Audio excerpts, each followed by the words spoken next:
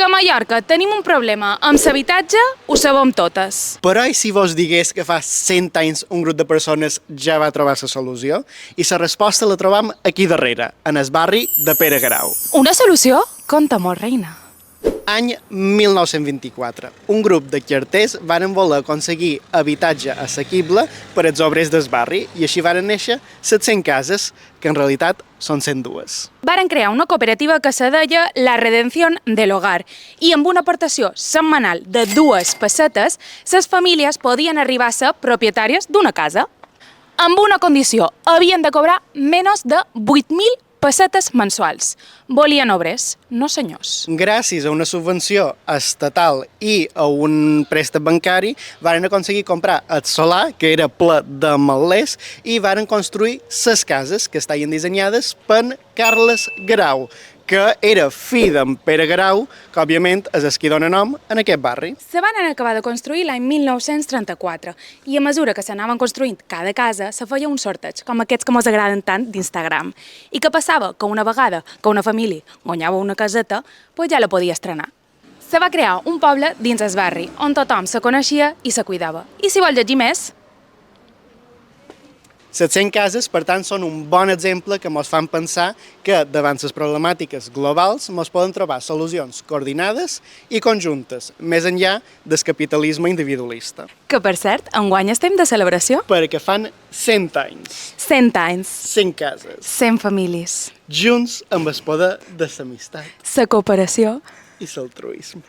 Curiositats de les 100 cases. Vine, número 1, abans d'entrar a casa teva, te neteges les sabates aquí, porcot. I número 2, un respirador, perquè a baix hi ha refugis, perquè abans passaven coses, i perquè la gent pogués respirar. Número 3. Les 100 cases se varen construir a la mateixa època i per tant tenen una estètica molt similar.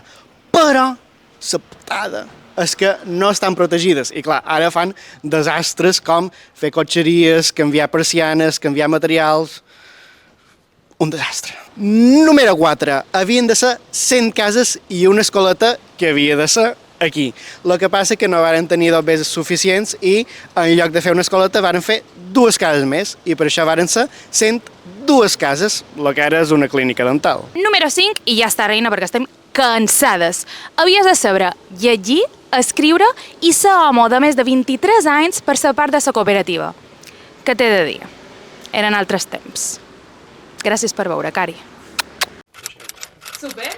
Va, ara veiem l'escaleta, no? Dels 2 patis de cadascun, aquests són els dels veïnats i ara anirem en el nostre. Me sent com d'aquells programes de reforma de casa. Arribar, hi havia plantes fins aquí, sí. I varen rentar tot i el primer que varen fer, com som argentins, va ser la parrilla. És el primer any que mos surten i n'hi ha un parell que estan ara bastants alts. Aquí hi ha un altre. Ara hi veig! Uau! I és el primer any perquè és curiós, perquè sí, per les hores del dia són mascles o femelles. Cada casa va tenir un arbre, un cítric, Sí. un llimoner, un taronger, i nosaltres vàrem decidir mantenir. Sí. El nostre llimoner va morir. El vàrem ofegar. Sí, teníem Massa amor. Però per això vàrem decidir posar-hi ara un... menys si tenim mandarines. Sí. Devia ser gent que se coneixia i que havia molta confiança perquè cada caseta tenien un fruiter i hi havia com el costum d'intercanviar o la fruita o la verdura, perquè hi ha llimoners, hi ha quiquiers, hi ha una mica de tot, i hi havia intercanvi.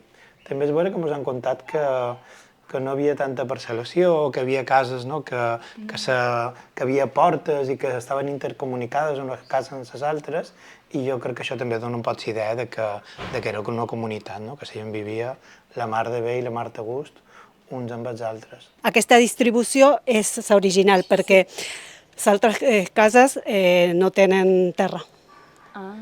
Ho han fet tot rajoles. Sí, és un privilegi, sí. És el que dèiem, de dins Palma tenir qualque cosa verda és un privilegi. Quan va fer la pandèmia, aquest fou va ser un luxe. Sí. Perquè a més podíem berenar, dinar, el que sigui, a fora i amb el vent i tal, que s'estava més fresquet que a casa nostra. Sí. Nosaltres vam poder xerrar amb qualcú, no estàvem aïllats. Que sí, hi ha molt de mosquits.